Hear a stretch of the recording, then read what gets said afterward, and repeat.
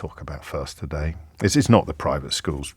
It's hilarious. You know, there's one article in the Mail today. People trying to pretend that because Keir Starmer went to a school that became fee-paying halfway through his time there, even though his parents never paid fees, particularly stupid people or perfectly decent people who've read newspapers designed to mislead perfectly decent people, are pretending to think that there's some sort of hypocrisy involved in his attitude to, or him and Michael Gove. It's very important to say this, particularly for the very hard of thinking gammon and pineapple party on this one. It's very important to say the policy on private schools supported by Keir Starmer and Michael Gove.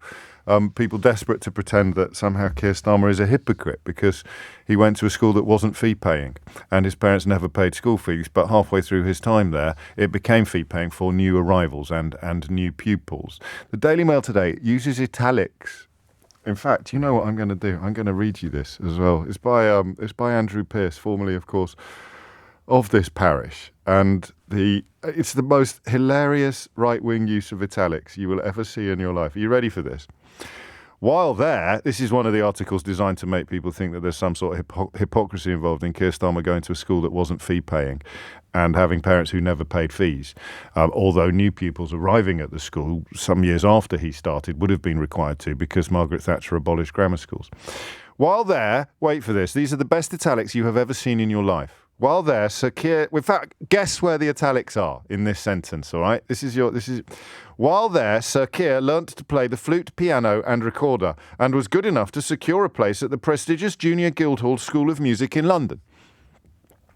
This is supposed to portray Keir Starmer as being particularly privileged. Keir Starmer, who has spoken about how, I think, having the phone cut off because his dad's income was not entirely reliable and his mum's illness removed the possibility for having dual incomes. He's not like the four Yorkshiremen. He's not claiming that they kept a fork in the sugar bowl in order to minimise the amount that anyone could put in a cup of tea or hung out their tea bags on the washing line. He does none of that. He talks very movingly, very calmly about this in the full disclosure interview that he did with your humble correspondent.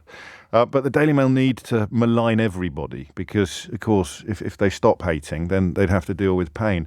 While there, where do you think the italics are in this marvellous sentence designed to make you think that Keir Starmer is just sort of a marquis in disguise? While there, Sir Keir learnt to play the flute, piano and recorder and was good enough to secure a place at the prestigious Junior Guildhall School of Music in London.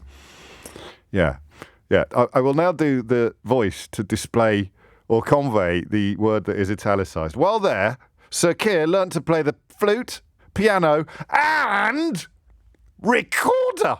They've put and in it, and recorder. Not just the flute. Oh no, sirree, Bob. Not just the piano. Is there anybody in England who didn't learn the recorder at primary school? Even Keith, did you? Of course you did.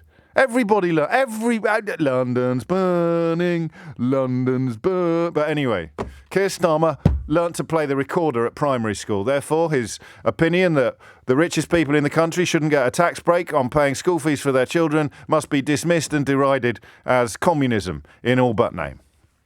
But we're not going to talk about that. Not.